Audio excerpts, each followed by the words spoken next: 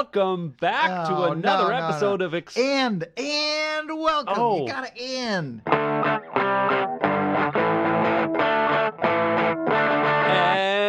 And welcome back to another episode of Exposing Ourselves. I'm Travis Ritchie, and this is episode 34. This is the show where we expose each other to new things. Matt, a big music fan, will assign me one of his favorite music artists to listen to each week, and I, a movie buff, will give him one of my favorite films, and we come together on this podcast to discuss it all. And with me, as is tradition, is my good friend... Matt Runquist. Hi, Travis. This week, I watched the movie Barbie in theaters, and you listened to the Neko Case album Blacklisted. In theaters, which was pretty annoying to the people around me. I'm just kidding, I didn't. But yeah, I am very excited to this about this whole thing. Yeah. So before we talk about any of that, let's do some housekeeping. Let's figure out what's going on with you, what's going on with me. Yeah, and let's hear about you this week first, huh, Travis? What'd you do this week? What were you up to? Me, I don't know that I did a lot that was super interesting. I've been working on. I have the Inspector Chronicles novel that I'm trying to get done so I can give it to my editor. And I did have a phone call with my editor, a video call, which was actually really nice. I met her. She's not the same person who edited my Decimus book, but she really loves time travel, so she lobbied to get this book from the so that she can edit with the publisher, which it was fun to hear. And we had a lovely chat. And so now I'm just really trying to motivate myself to get that done, and it's coming along pretty nicely. I'm pretty happy with the progress. What else? It's been hot. I did play I went back to play some Ultimate Frisbee on Saturday and played a full day, which was really nice given the series of injuries that I've had and then the plantar fasciitis that I've been dealing with since February. And so this is the third week back, but the first week I only played one game, and then I had a time crunch thing, so I could only play another game. And then this week I had nothing going on, so I played 3 whole games, which was a lot. Well, Travis, I'll tell you something you don't know about me is that I'm Antifa, anti-fasciitist. That's clever. I'm also Antifa. Fasciitis. Yeah, it's not a pleasant experience. But I also have gone back to the gym now 2 weeks in a row to do my body pump class. Last week, I don't know if I mentioned it, but I was sore for 4 days. Mm-hmm. This week was much better. I wasn't sore almost at all after I did it. Did you hear any songs you recognized? Oh, no, not in that, but it was, I was listening to NPR, and all of a sudden this song came on, and I was like, I know this from the show from recently. It was Someday by The Strokes was being used. Awesome. Oh, last week. Yeah, it was being used as interstitial music, I think on Marketplace, which is the place that it seems to make sense. The only other possibility would have been Wait, Don't Tell Me. And I think it was Marketplace, but I was I had to go look through, and I was like, this is recent, so I looked through the last couple of playlists and found it on the Strokes playlist. I thought that was pretty cool. That is pretty cool. We're getting you educated, Travis. Yeah, you really are. So now I know how to recognize things in the real world because of this podcast. Crazy. Yeah. So, but otherwise a pretty good week. Coco and I have been out in the park playing fetch a lot, and it's been a fairly lovely week. How about you? Awesome. I had a lovely week myself. Yesterday was the biggest event.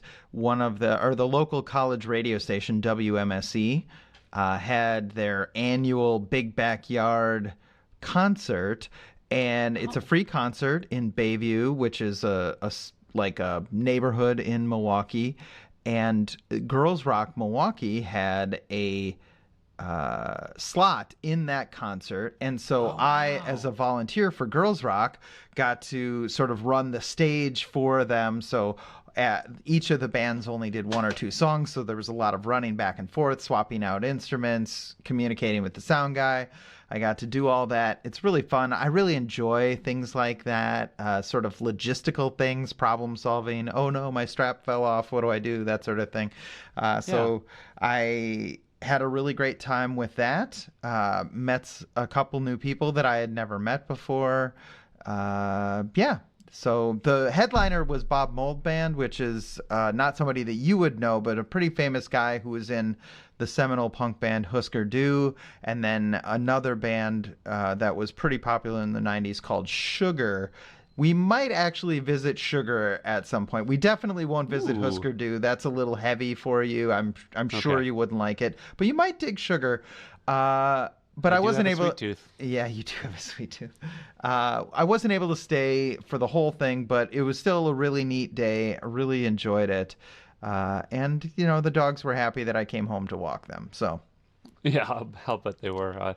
We're about to get another heat wave here in Los Angeles, and so it kind of started today, where it was up to like the high 90s, and it's going to be a couple of days in a row where it's over 100 degrees. Oh my! And so yeah, it's going to be interesting here, especially with a puppy that does need to go out on walks. Yeah, yeah. We had 2 days of extreme heat here.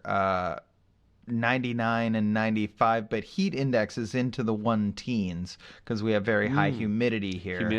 And it was pretty awful, but thankfully it was just 2 days and then a cold front came through, so it's not That's great. too bad. And you get rain every once in a while that helps cool things off, right? We've had very, very little rain this summer. Really? Yeah. Wow, a couple of almost.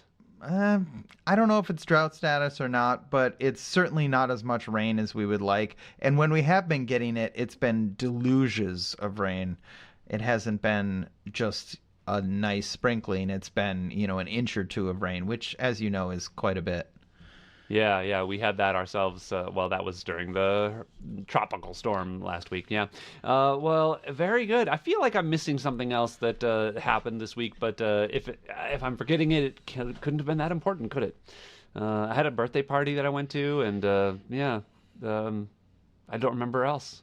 All right, well, let's get into it. We might as well get to the meat, huh? Get to the meat. We got a lot of meat to talk about today, that's for sure. We certainly do.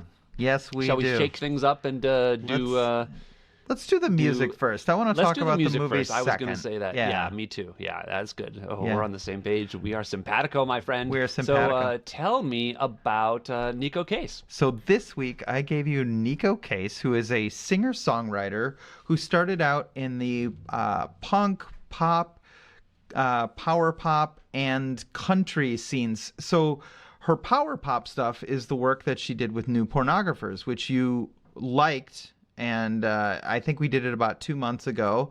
She's the female vocalist in New Pornographers, but often she's too busy with her solo career to tour with the New Pornographers, and her solo career is very much in the alt country tradition. Some people have called it country noir.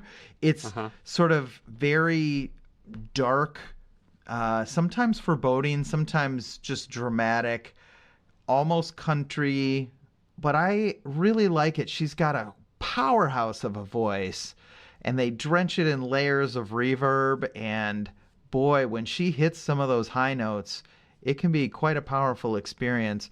I really like this album quite a lot. It was the first album, so she started out as a quote-unquote solo artist, actually with a backing band called Her Boyfriends, so Neko Case and Her Boyfriends. But this was the first album that was released as Neko Case without the credited boyfriends. And, that's a great name. And I really like it. My favorite song on it... So wait, you said this was her first album. Was it, or she started out as a solo artist? Did she start out... Yeah, so, I mean, You're saying before the New Pornographers? Well, there was all kind of at the same time.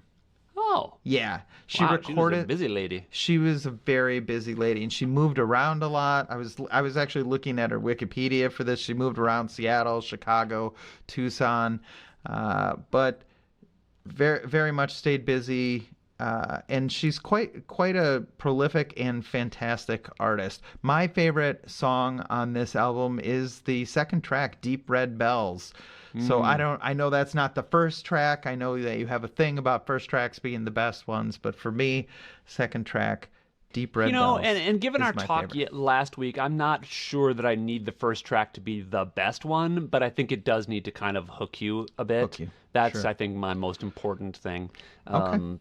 So what do you think, Travis? Did you like this, or was it maybe just a little too country for you? Oh, you know what? It's funny that you say country because I did make an early association with some like Patsy Cline, Hmm. like those or like that era of country singer, The and chanteuse. I made that association in my head, and then kind of dismissed it as maybe I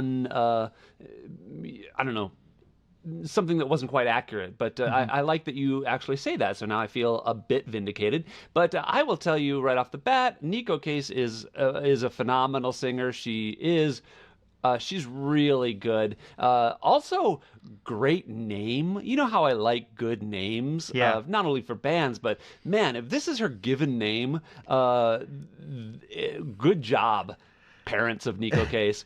The only thing I spent an inordinate amount of time thinking about this over the week, and I think that like if I had been if I had been Mr. Case, married to Mrs. Case, and have a daughter, I would be hard pressed not to name her like Imantha, like spelled Imonthe,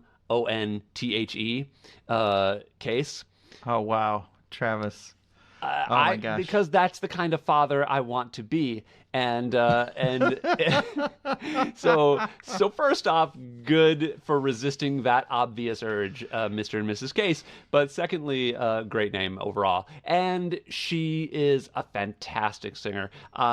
You're right, Red Bells, big Deep Red Bells is a great track. She's got a lot of a lot of uh, I don't know, soul, I guess, in her Hmm. voice, right? Yeah. And I enjoyed this. Checks all my boxes. This checks my easy to understand the lyrics box, checks my good instrumentation and good like nice deliberate written orchestration of music. And it was the only thing that I might hit it for a bit Hmm. is the kind of redundant feeling of the music where Mm. there's like the songs kind of there's a genre that they fit in, if that's a thing that has Yeah. that you can describe music in, and they all fit kind of very in a very tight genre with each other, and I didn't get a whole lot of differentiation between the songs. I didn't I didn't actually care that much about that because they were pleasant to listen to. This was a really pleasant album to listen to.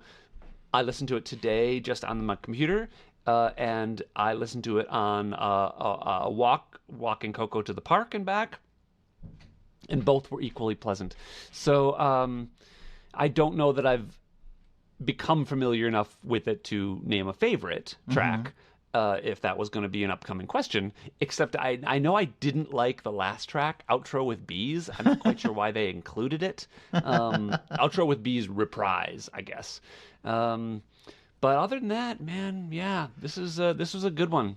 This is good. I'm feeling very generous today too about ratings. So this might be Oh wow. How about that? yeah.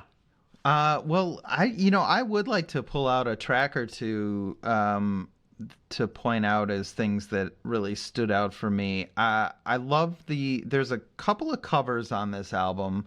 The one that really sticks out for me is "Look for Me, I'll Be Around," which is a really classic country song, Mm-hmm. and she just really knocks it out of the park. It's one of those songs where you got to hit that last note and just like nail it, and boy does she Mm-hmm. ever, right?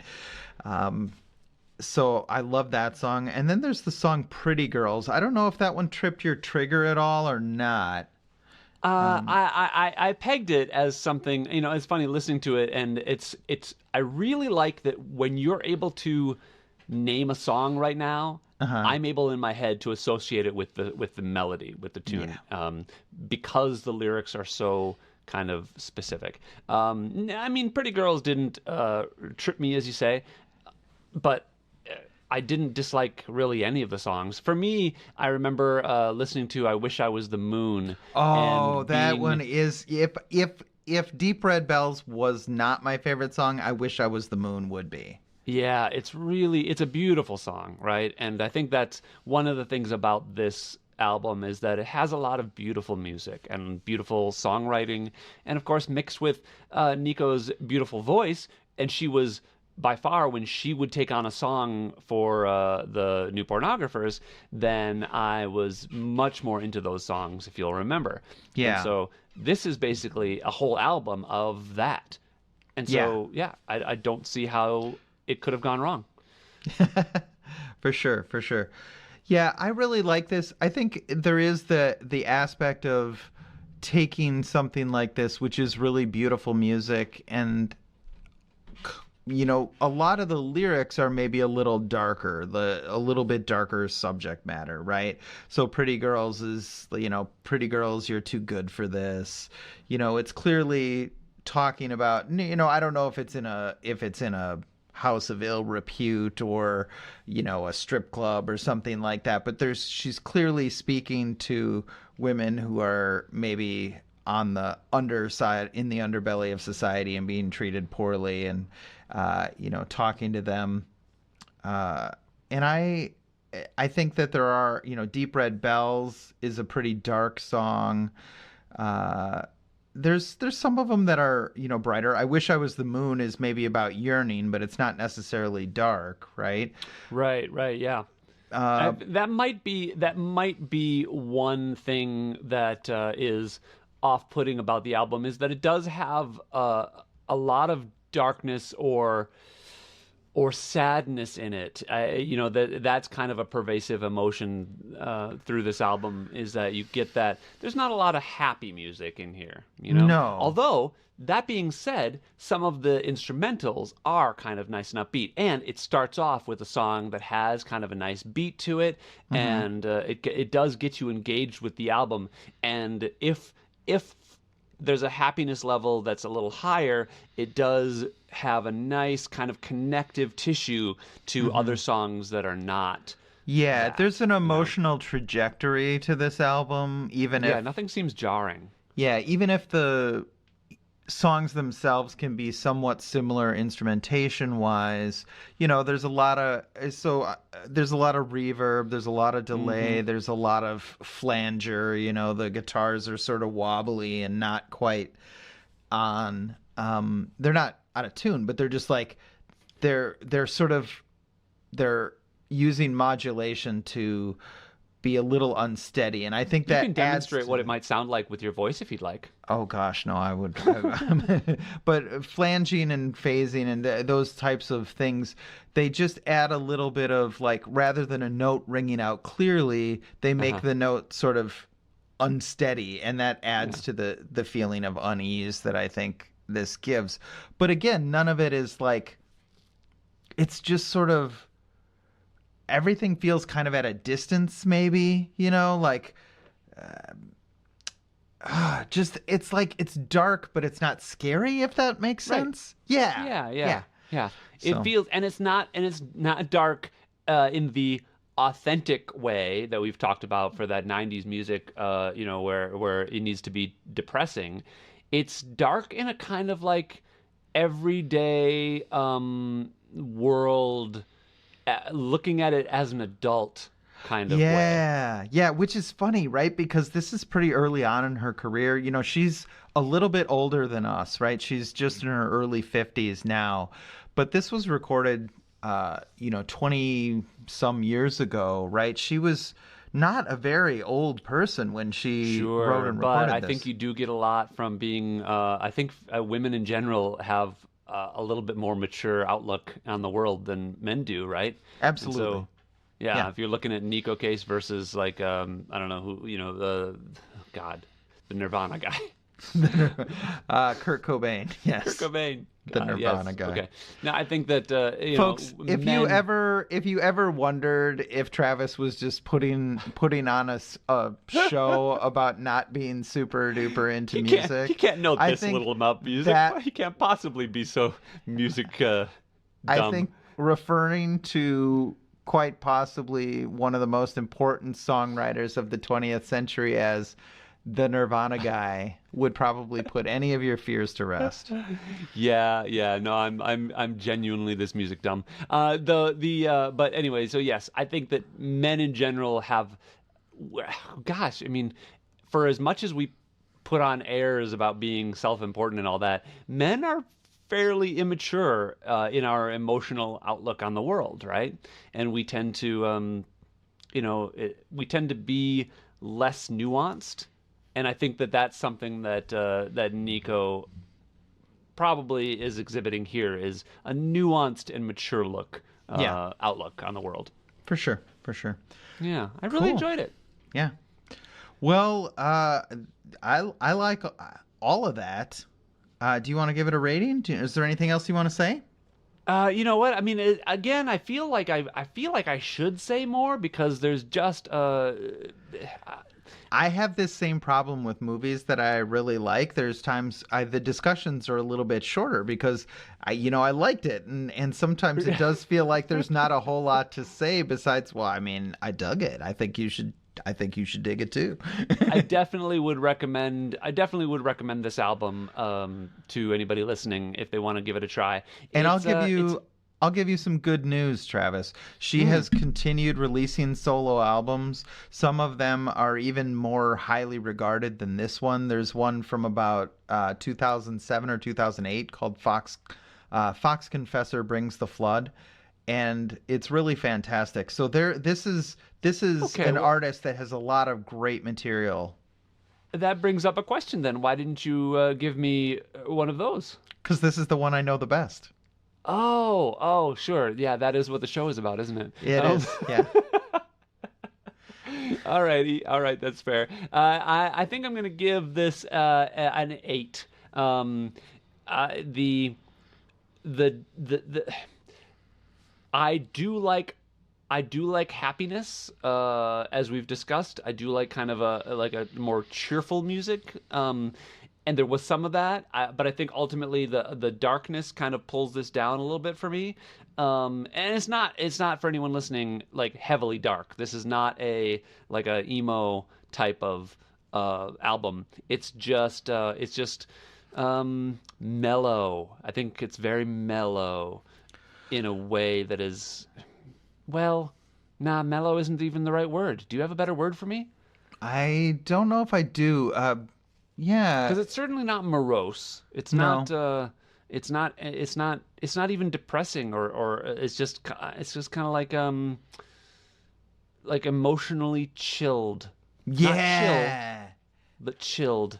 Yeah, no, I like that. Yeah. I like that. So anyway, Well- but that being the case, it has that kind of through the whole thing, and I would have loved a little more upbeat, cheerful every once in a while, and I didn't quite get that. So yeah, I think I'm gonna stick with an 8 for this one. Okay. I think this is also an 8 for me. I love this album. I'm always happy when it comes up. It's not in my top tier of albums, but it's really, really great. She has an awesome voice. I love Neko Case. It's an 8 for me. Oh, great! That's awesome. All right, well, go listen to it, peeps and chaps and women's and Peeps people and listening to this album. Peeps and chaps. Peeps and chaps. It's the new gender neutral terms have dropped. There we go. Peeps and chaps. Are you a peep or are you a chap?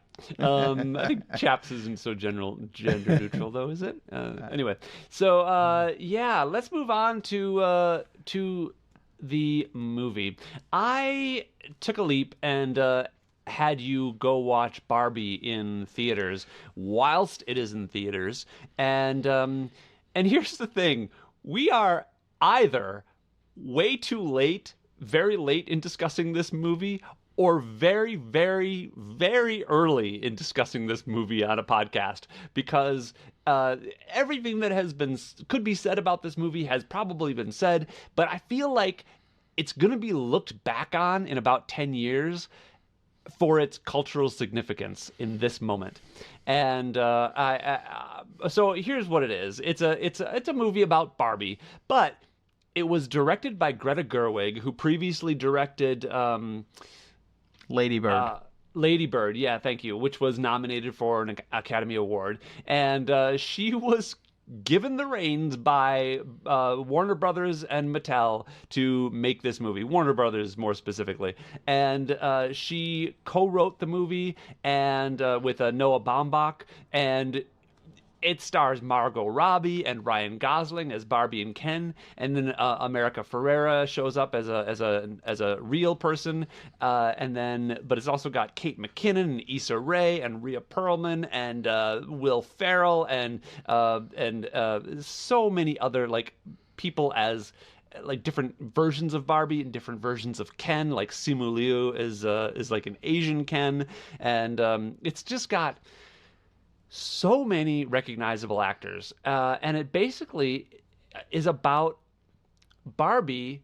It's about so much. That's the thing. One of the things that blows my mind about this movie. It's got so much, and it could be too much. It could so easily have been too much, but somehow, I think it nailed it. And so yeah, I did see it in theaters a couple of weeks ago, and I wanted to go again and see it this week, but I couldn't find the moment to do it. So you're fresher than I am on this movie. What did you think? Interesting. Well, I really, really liked this movie. I think anybody I thought you might. Yeah, I think anybody who knows me will be unsurprised to learn that I really, really enjoyed it. The first half an hour or so is just an absolute delight, because there's a part of you that, you know, wonders how they're going to translate what is functionally a narrative, like without narrative structure, into a story, and not a story that we've heard a million times before, right? Because like you could definitely drop Barbie into any random plot, right, and treat it as like a normal thing, and that's how you end up direct to video, right? So how are you going to treat this in a way that brings something new to it? And it is a very, very clever plot. It's a very, very clever, like the humor is so wonderful. All the Barbies are Barbie, all the Kens are Ken, and except for Alan, and except for, you know, the other Barbies whose name I can't remember, the pregnant Barbie and so forth. So the humor is so clever and such a delight and so surprising. I'm a little disappointed that you didn't get to see it this week, because the big question that I left this movie with is how it was going to hold up to multiple viewings. Yes. Now, several of my friends and several of Amy's friends have seen it multiple times, and they're like, it's even better, you know, on multiple viewings. But there was a little bit of it to me that just made me go, gosh, a huge part of my enjoyment of this movie was the discovery factor. Like, how are they going to handle this? Oh my God, look how they did the Barbie houses. Look how they did the transition from the Barbie world to the real world. And I just don't know for myself how much of that is going to hold up in the future. But that's a question for the future. I don't want to get into that too much. Yeah, you know? And you're absolutely right. So I had a similar experience walking out of this movie as I did walking out of Joker back in 2019. And it took me years to see that movie again, because I didn't want to, I didn't know if it would stand up, if I would, like, if seeing it again would disappoint myself. Yeah. Right? And I feel like this experience was very similar, and I think that seeing it again will also have a similar experience. Where I will also like it the second time and third time, and continue to discover new things about it. Because one thing about this movie is it is dense. It is extremely dense, with people so popping up in the background that I couldn't believe how many people were in frame for so much of this movie. Like, there is a lot visually to take in. Yeah, a so lot much to take and in. details. And I'm not a Barbie fan. I played with Barbies when I was a kid because my babysitter's daughter had them, and so we played with Barbies. But I have no affection for Barbie as a property. I think that's one of the genius things about this movie, is that it does not rely at all on personal affection for Barbie. It explains the cultural impact of Barbie, right? And Yep. references that and depends on that, but it doesn't require the viewer to have a personal relationship with Barbie in order to Yeah. work. Yeah, and it could have and the moments where you have references that you need to know, it kind of gives you them. Like, when you see video talk Barbie or Barbie video girl or whatever, who has a camera in her chest and a video screen in her back, or maybe vice versa, I can't remember. It tells you, it's like, this was a real Barbie, Yeah. and you get those details kind of fed to you, so that you don't need to come in with that baggage of knowledge. And so you can just go in with the story, which essentially is a story about it's about consumerism, it's about the patriarchy, it's about women's the burden of being a woman in modern culture, and somehow one of the things that amazed me is that, first of all, I'm not a big Ryan Gosling fan. I think this is the best thing he's ever done, the best work he's ever done. The transition for him between what he's like at the beginning of the movie, what he's like in the middle of the movie, what he's like at the end. His journey is so well done and so well defined by him. And could have been so annoying. Like, the guy who discovers and the joy of the patriarchy Yeah. could have been a really rough, like, just pill to swallow, Yeah. story wise. I'll tell you what, for me, the thing that made it not awful was his love of horses. Like, his love of horses was so pure and natural that it just like if it had just been the patriarchy stuff without any kind of like softening thing, but just like the fact that everything that he learned about the patriarchy was filtered through also I love horses, Yes. just made Yes. it work for me personally. I was like, yeah, he is a real person, you know. And so I really dug that quite Yeah. a bit. Yeah. Yeah, I loved his song too. "I'm Just Ken" was when they broke into song. I kind of I don't know. I kind of flinched emotionally inside. Like, I was like, oh God, okay, here we go, a song. But it was so much. It was so earnest and silly and heartfelt and wacky all at the same time. And I really dug that. This movie spoke very heavily to my sense of humor, which I don't know. I think it must have to a lot of people, because it's currently at like $1.3 billion. Yeah. And so, Well, I obviously mean, it's popular. the way that it balances that humor, which is very clever, but not like exclusionary, right? It's very Yes. inclusive humor, Inclusive, yeah. but it calls you in to laugh with the characters and to laugh with the director, and so that, and then the serious stuff is handled really, really well. I Yes. never thought we were going to get a minute-long speech just baldly laying out the principles of feminism that wasn't like preachy or weird. Like, it fits Right. perfectly in the story and it's functional to the plot. Yes, You know? how easy could that have been to be just hitting us over the head with that kind of stuff? And I felt like it was not at all. And America Ferrera gets props for that, for her performance. Oh, I God, think. yeah. Yeah.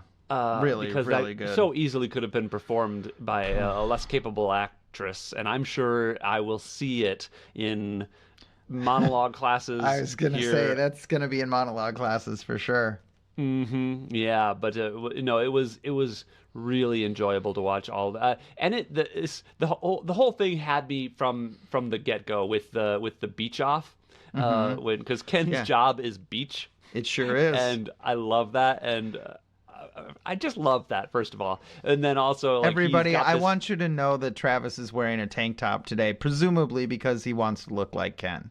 Yeah, well, it's a hot day here in LA, but Ryan Gosling's Ken, who is kind of like Beach Ken, has like this antagonistic relationship with Simu Liu's Ken, who is I guess tourist Ken or rival Ken. I'm not sure that's what it's listed on as in Wikipedia. But and like all the Kens kind of break into these like factions. And there's like a Ken off at the in the climax of this movie, but also like their first argument is they're like, I'm gonna beat you off.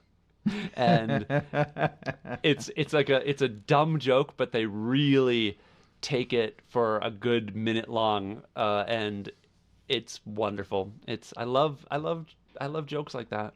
Well, and they never wink at the camera the whole time, right? They take themselves so seriously in all these jokes and all these pieces of humor, and I think that really sells it from the get-go. How did you feel about Will Ferrell as the head of Mattel?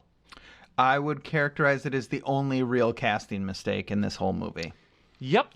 Yeah, I really... Yeah. Now, to be fair to Will Ferrell, I hate almost everything he's ever done.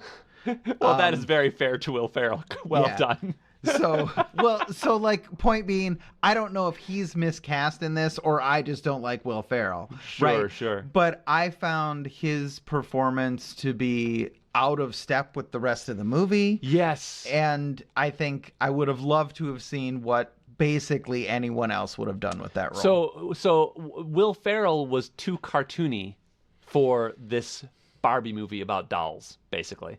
Like, it's at least as a real world character. Yeah, because the movie took itself so seriously.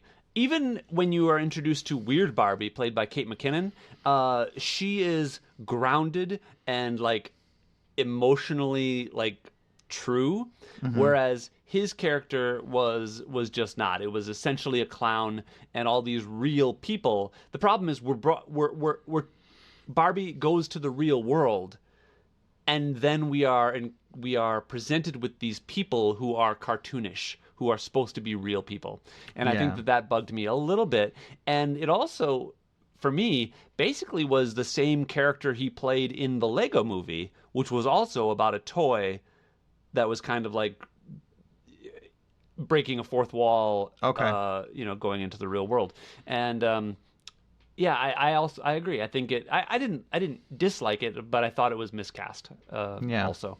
I really would have liked to have seen somebody else in that role. So yeah. I mean, and I'm not a huge Will Ferrell fan. I don't dislike him in most of the stuff. I think the stuff that he's cast in, like, you put him in Elf, it's a brilliant role. And it's if you've never seen, have you ever seen Elf? I have seen Elf. Okay, I was gonna say you had a daughter, you must have seen Elf. But that's a brilliant role, and that really lends itself to his kind of clownish, cartoony persona. Whereas, weirdly enough, this movie doesn't, where you've got basically, Oscar nominated and winning actors playing these dolls. And yeah, I thought it was great. I also loved I didn't catch, I do want to see it again, and I do want to see it so that I can catch some of these smaller references, like Dua Lipa showed up as Mermaid Barbie, but then when it becomes Ken World, it's John Cena as like Merman Barbie. Yeah. And I'm like, it's like a second long, but it's so funny to see stuff like that. So, it was really good. Yeah. I was also a little bit tickled that Ncuti Gatwa, who is he's going to be the new Doctor Who. He was one of the Kens, and he is also from a show called Sex Education, which I really enjoy. So yeah, and I think actually that show had one of the female lead was also one of the other Barbies, if I remember correctly. Oh, okay.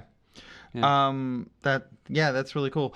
The one thing that I wanted to say about this was that this is the first time since Pirates of the Caribbean that you've taken one of these like properties that sort of exists in this world of like, sort of theme park, or like not the world of like structured narrative.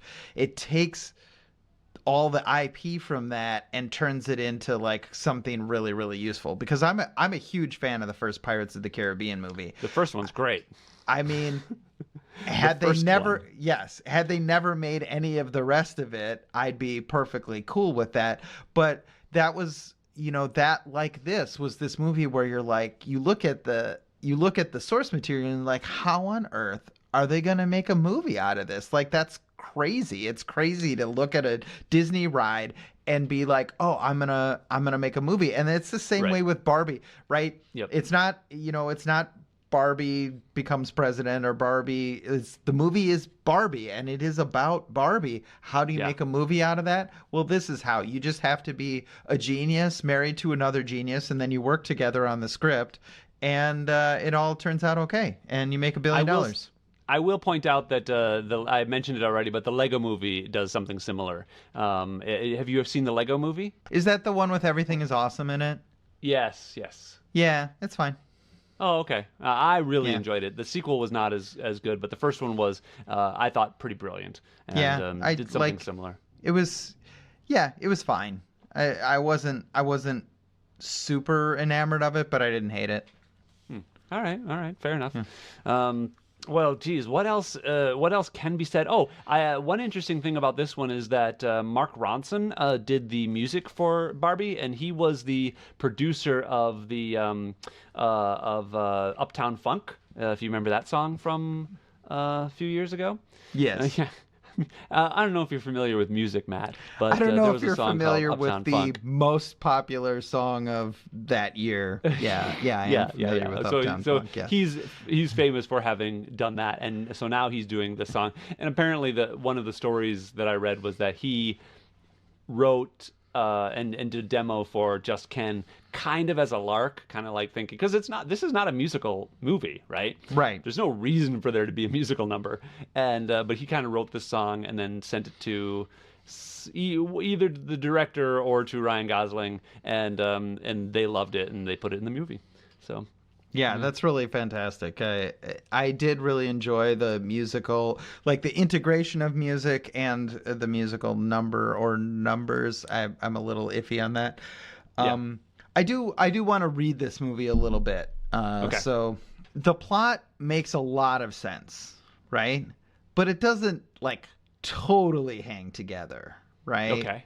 There are times when it's like, so for instance, what brings Barbie a sense of existential dread is adult America Ferrera is playing with her daughter's dolls and sort of giving them like emotional lives that are more complex than everything is awesome, right? Right. And so I guess the idea that would cause an existential crisis for Barbie and Barbie World, that am I supposed to believe that this is the first time in however long that anybody has done that, right? Like, I feel like that's maybe a pretty common experience for adult women, pulling the Barbies out of the toy chest or whatever, being like, not that it's the only possible experience, but, it does sort of make you go, why this? Why now? Right? Yeah. And well, it might also just be the first time it's happened to this Barbie land. Maybe there are hundreds of Barbie lands throughout the multiverse, and that's what we're going to see from the next movie, the sequel. Oh man, I'm really not up for Into the Barbie-verse. Thank you. I'm gonna pass on Into the Barbie-verse. Yeah. There is going to be a sequel, and I do wonder how they're going to do it, but I'm interested, certainly. Yeah. So and then the Mattel board. You talked about the cartoonishness of the Will Ferrell character, and I don't love that. But really, that whole thing with like the Mattel board wanting to get Barbie back to, I guess, maintain the status quo. It wasn't like all of that was real kind of hand wavy, right? Yep. And there is this sense of like sort of being swept along on this movie and don't ask too many questions, and that's okay, right? But now it's a week later, and the job of this podcast is to ask questions. And so there's times when I'm like, I loved this movie. I really did. There was so much to love about it. But, I think it did run up a little bit on the rocks of, well, we have to have a plot. Sure, And sure. if the plot doesn't totally 100% make sense, that's okay. At least this is clearly written by one writing couple and not had like 24 rewrites, right? Right. And Right. that really shows through, right? Because we've talked about a bunch of movies where the script was in development for 3-4 years and it got a dozen writers on it, and boy, you can almost always tell because they don't really stand up. And this one stands up, but there are still some bits that are sort of hanging out and Yeah, maybe I could agree have with been you chopped. completely on that. Yep. And but I also think that in this case, it doesn't matter.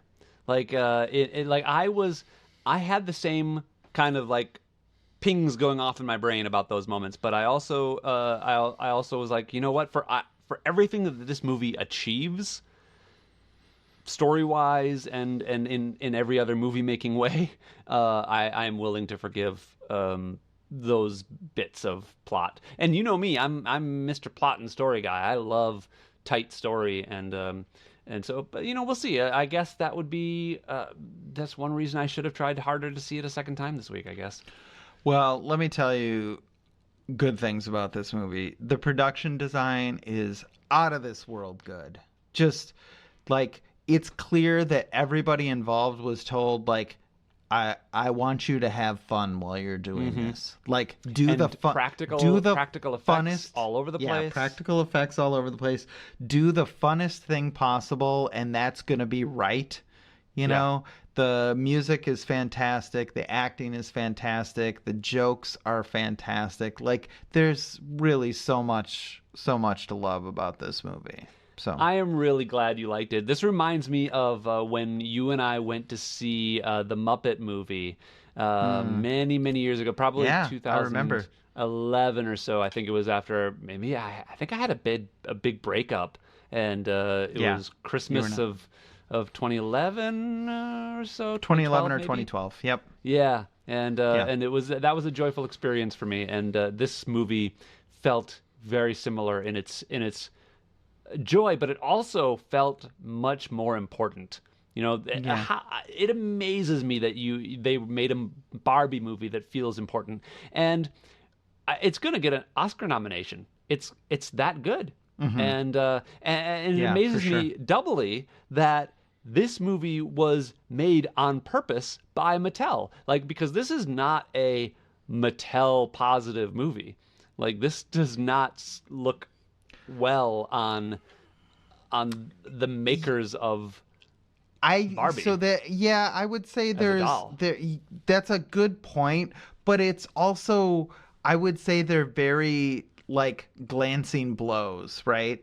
Like Sure. there's part of you inside that when they do some of the the with the board being evil, like it's all dudes and that sort of thing, right? You're like, ooh, oh, right? But on a deeper level, right, Mattel is making a movie that's $1 billion and they're going to sell multiple billions of dollars worth of merchandise. They, sure, they can take a few hits, right? Like there is part of you that's like, there's no functional harm to them by being able to laugh at themselves about this. Well, yes, and that and that almost is a little more devious. Like, how can we accept that this movie is like, it's like supposed to be critical, but it's also made by the people who are now rolling in dough because of it. So yeah, exactly. Yeah. That's all very interesting. But ultimately, I feel very good about this movie, and I think we can skip to the ratings. I feel like we've effused enough. I feel like we have effused enough. I've effused all over the place. I have effused a lot. And I think you already know what I'm going to rate this movie, which is when I came out of the theater, I was like, I'm going to give this movie a 10. But the more I thought about it, the more I was like, you know what? It's not a perfect movie. It's a really, really, really, really good movie, but it's not a perfect movie. This is a 9 for me. Yeah, so I had the exact same experience. I rated it a 10 on IMDb while I was sitting in my movie chair as the credits rolled, and then had the same kind of experience where I was like, wait a second, what about these flaws that I've detected? But ultimately, Like I said, I think that its triumphs are going to completely make up for its flaws, at least for my one-time viewing, and I'm going to stick with my 10 rating. All right, all right. Yeah. Well, guys, in 5 years, we're going to be revisiting this movie. We're going to watch it, and we're There going to we go. examine the cultural impact of Barbie in the future. Yeah. You Well, can when the write sequel that comes down. out, we'll rewatch this one. Oh, okay. Well, we can do that too. Okay. All right. Well, what do you got for me next week? Next week, so we noticed that I had not been giving you enough women lately, so we're going to have another female That is artist. a big problem in my life in general. Yeah, not enough women. Have you ever heard of Given the... enough women, I think, is the Oh, well, that's fair. Have you ever heard of the band Portishead? Portishead. Like rhymes with P-O-R. tortoise? Sort of. Yeah, tortoise. Yeah, it does rhyme with tortoise. Okay, yeah. no. The answer is no. I have never heard of Portishead, but I love it. All right. Are you familiar with the genre known as trip hop? No. I'm not. Okay. So in the late 90s, early 2000s, Mm-hmm. there was this genre that arose out of nowhere, or it felt like out of nowhere, that combined slowed down hip hop beats, weird sound effects, and female vocals. The big albums from this were Massive Attack, I believe it's called Mezzanine by Massive Attack, and the album Dummy by Portishead. They were really, really big hits. They had videos on MTV. It was like a new genre of music that kind of nobody had ever really heard before, combining elements from other genres. And Portishead released a very, very big follow-up album to that. Album is also called Portishead. It's my favorite Portishead album, and you're going to listen to it next week. Okay, well, I'm looking forward to it. I am going to give you a film starring a little-known actor by the name of Thomas Cruise, and Oh my God, another Tom Cruise movie? another Tom Cruise movie. Now, this is you said something about Tom Cruise kind of always doing the same thing, and he gets that. He gets that kind of reputation, like he's always doing the same action movie. This is not that. This is a movie called Collateral that he did in 2004. And it was during this time that he was coming out of this period of some Oscar buzz for, starting with Jerry Maguire, and then he did Magnolia and Eyes Wide Shut. And so he did a bunch of movies that were kind of against type, and this is that, where he plays basically an assassin who gets in a taxi cab driven by Jamie Foxx. And Jamie Foxx has to run him around town, and so this is I haven't seen it since it came out. I remember liking it a lot, and I just want to revisit this non-Tom Cruisey Tom Cruise movie. If not just to give you kind of an education on Tom Cruise, who I really like as an actor and as a producer, I want to give that to our listeners. Is directed by Michael Mann, who is a fairly well-known director. Ooh, I do like Michael Mann, yeah. Yeah, so he's definitely got a vision, and I think this is going to be fun to revisit. Cool. Well, I look forward to talking to you about that. Before we wrap things up, I want to say hello to my mom, who is a listener, a regular listener. She Hi, frequently comments on Pamela, never Pam. Pamela. Oh, sorry. Yeah. I apologize. Hi, Pamela. That's all right. And I'm amazed that you remember her name at all. And so she listens to us all the time. So hi, Mom. And for the rest of you, if you would like to be involved in our show, we would love to hear from you. So email us at exposingourselvespodcast@gmail.com, or find us on Facebook at the Exposing Ourselves Facebook page. And we would love to hear your recommendations. I have people telling me all the time, oh, hey, you should listen to this album. And I'm like, it's not up to me. Please email us and recommend something so that my co-host can look at it. So that's what you got to do, guys. If you want to recommend an album that I listen to, you got to write in. All right? His album listening time is very limited, so... It really is. Well, I certainly don't choose what albums I listen to. That's all that. So, That is all me. anyway, speaking of all you, thank you for Yeah? exposing yourself to me. Well, Travis, you are very welcome. Thank you for exposing yourself to me. You are welcome as well. I'll talk to you next week. Bye. Good night.